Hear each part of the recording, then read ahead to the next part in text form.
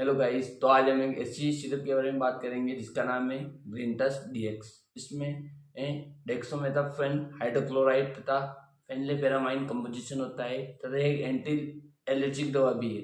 इसका काम होता है सूखी खांसी को ठीक करना तथा नाक बहना, छींक आना और ट्रैकियल इन्फेक्शन में काम आती है।